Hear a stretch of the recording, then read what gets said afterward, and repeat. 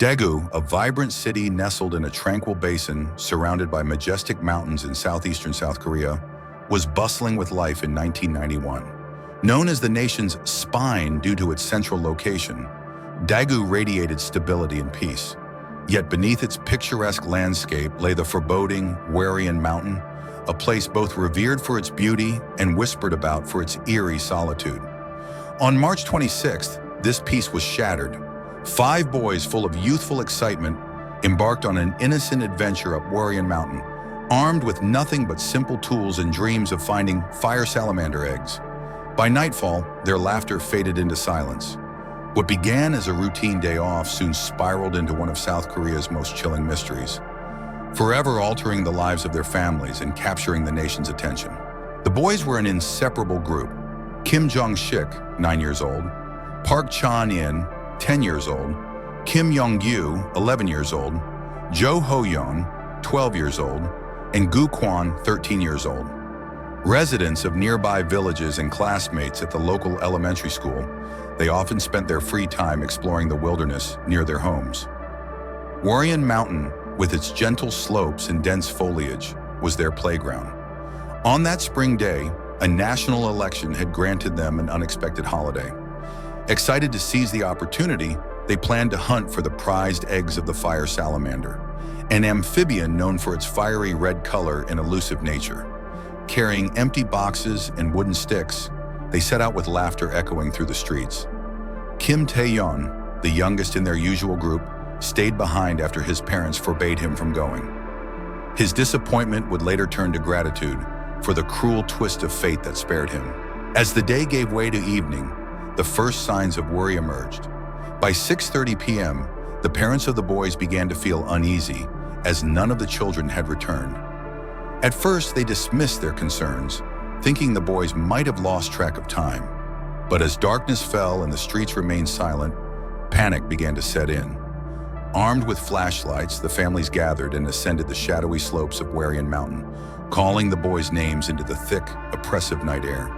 The forest, usually a place of joy and discovery, now seemed menacing and impenetrable. The once familiar trails twisted into unrecognizable paths under the cover of night. But the parents pressed on, driven by fear and hope. As hours passed and the boys still hadn't been found, the parents, desperate and exhausted, turned to the police. Yet their plea for help was met with indifference. The national elections were underway, and the police were stretched thin across the country.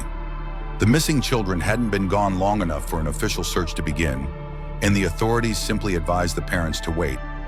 But the parents couldn't sit idly by. Determined, they continued searching into the early hours of the morning, calling for their children amidst the eerie silence of Hwarian Mountain.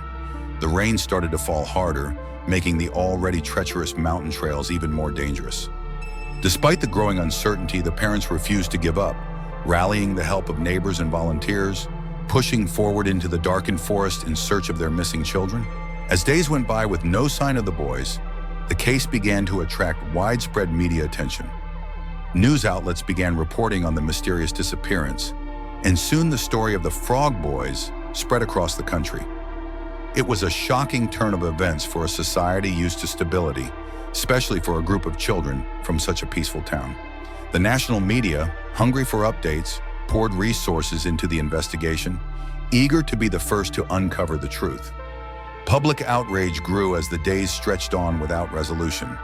The haunting image of the missing boys and the haunting silence of Hwarian Mountain captured the imagination of the nation.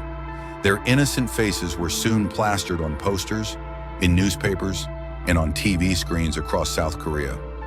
People from all over the country, moved by the tragedy, volunteered to help search the mountain, hoping for a resolution, a sign of life. As the search continued, new details about the boys' last known whereabouts emerged, but they were anything but conclusive.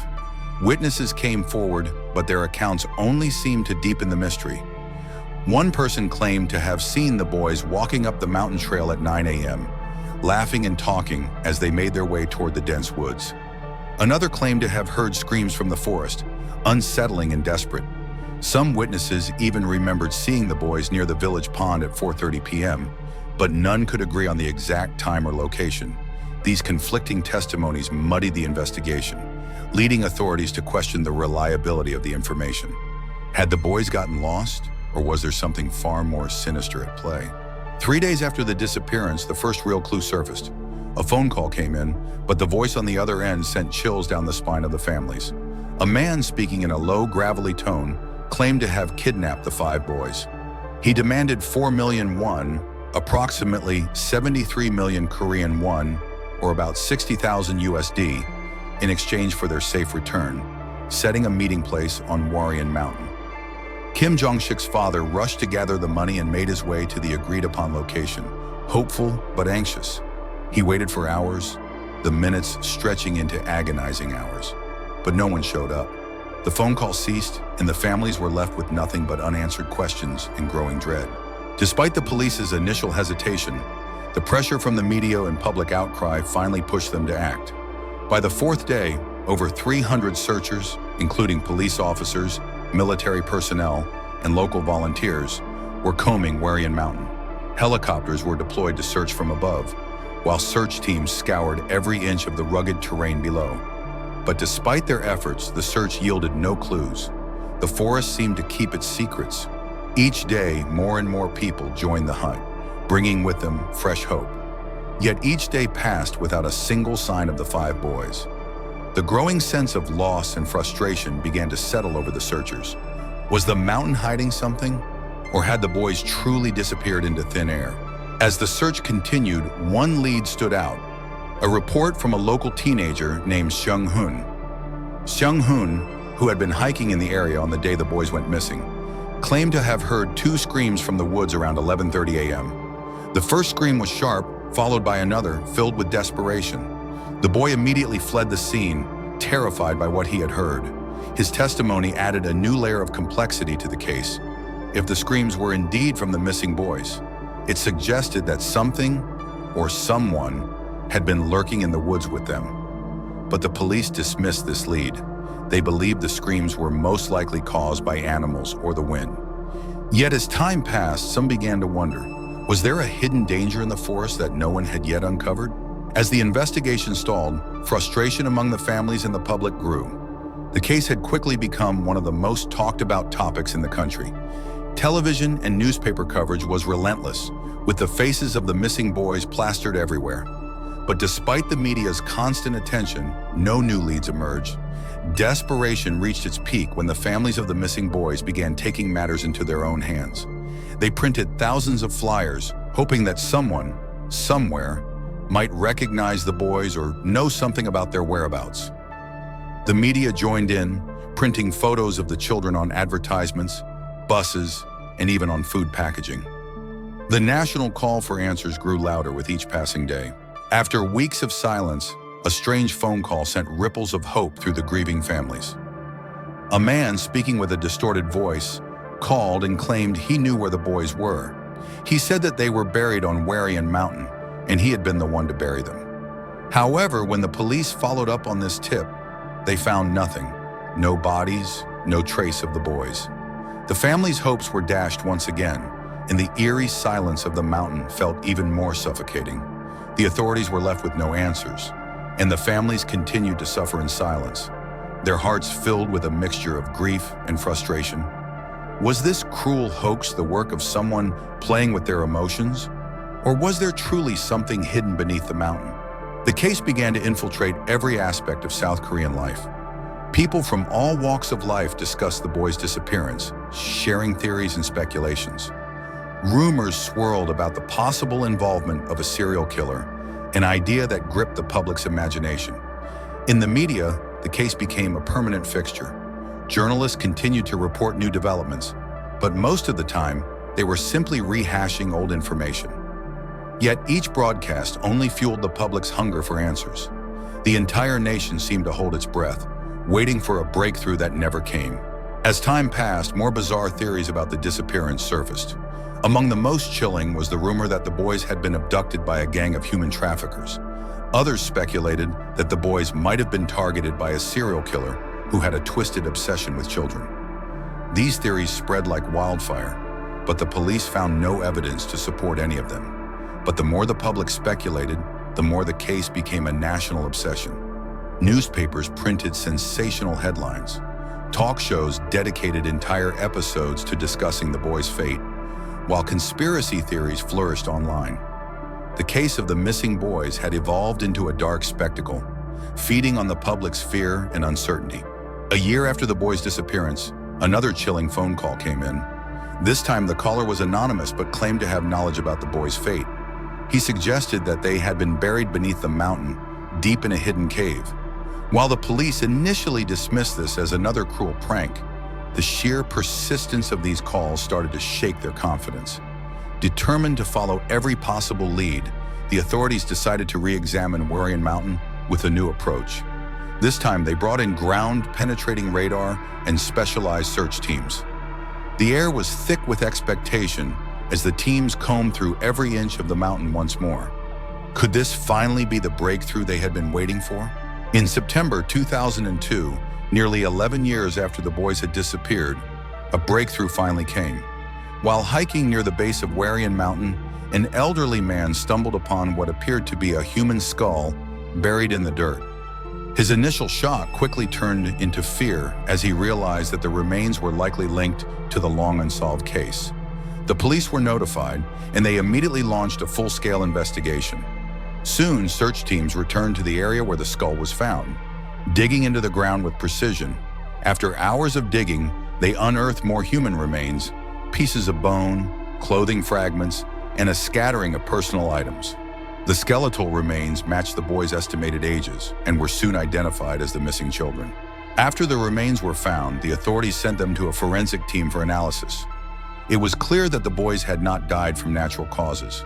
Forensic experts discovered evidence of blunt force trauma to their skulls, suggesting that they had been struck with a hard object. Some of the boys had injuries consistent with being struck repeatedly, while others showed signs of strangulation. However, the investigation was far from over. The police now faced a daunting question: who had done this to the boys and why? Despite the discovery of the remains, there were still many unanswered questions. Was it a random act of violence, or had the boys been targeted by someone they knew? As the investigation into the cause of death continued, public speculation about the identities of the killers intensified.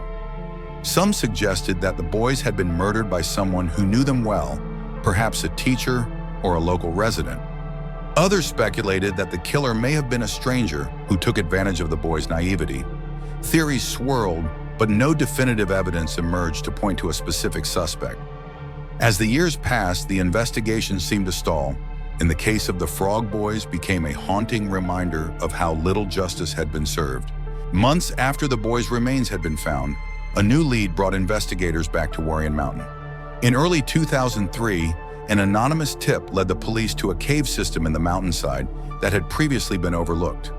After extensive excavation and careful search, the authorities discovered more bones. This time, they found the rest of the boys' remains. The discovery was both heartbreaking and startling. The cave had been hidden so well, shielded by thick vegetation and narrow passageways, that it had evaded earlier searches. The chilling discovery raised new questions. How had the boys been able to get there? And why were they left in such an isolated location? The authorities theorized that the boys had been moved after their initial deaths, but no one could say for sure. The case of the missing boys took a significant turn in 2006, after years of uncertainty. Investigators, who had tirelessly pursued every lead, began to focus their attention on a local man, Kim Yong-chul. Kim had a troubled past, marked by violent offenses and erratic behavior. He had lived near Warrior Mountain at the time of the boys' disappearance, and his name had appeared in past interviews with witnesses, although there was never enough evidence to link him to the case. Kim was known to frequent the trails of Warrior Mountain, often seen by locals in the same areas where the boys were last spotted. His suspicious behavior made some people uneasy, but no one could directly connect him to the disappearance. However, despite the long investigation, the case still had no definitive lead, and crucial pieces of the puzzle remained unsolved. Although there were several signs and suspicious accounts regarding Kim Yong-chul's involvement, there still wasn't enough evidence to arrest him. However, the investigation continued to gather crucial clues, particularly in re-examining the crime scene. Some new traces were discovered, but they didn't lead to any definitive conclusion regarding the identity of the perpetrator. Evidence such as fingerprints and items possibly linked to the boys were thoroughly analyzed, but they weren't strong enough to draw conclusions about the killer's identity. The case remained open, with few new developments offering hope of finding the culprit. Despite various theories and ongoing interviews, the killer's motive remains unclear. Investigators found themselves facing more confusion as they pieced together the evidence. The interviews with witnesses and the checks on the crime scene only deepened the mystery, and it seemed that every lead was either too vague or inconclusive. Questions about why a person would commit such brutal acts remain unanswered. Though several factors, such as the suspect's violent tendencies and the isolation of the location, were considered, the true reason behind the murders still eludes authorities. Although the case has spanned decades without a definitive resolution, the pain of the families and the community's confusion remains. The public continues to live in fear, wondering if the killer is still at large, and the story of the missing boys remains an enduring, painful memory. Despite the public campaigns for child safety and legal reforms, the case stands as a painful reminder of how vulnerable childhood can be and the helplessness of the system in protecting innocent children from unseen dangers. Shadow Mysteries, unraveling the horrifying mysteries of crime cases. Don't forget to subscribe to the channel to catch the next thrilling and suspenseful episodes.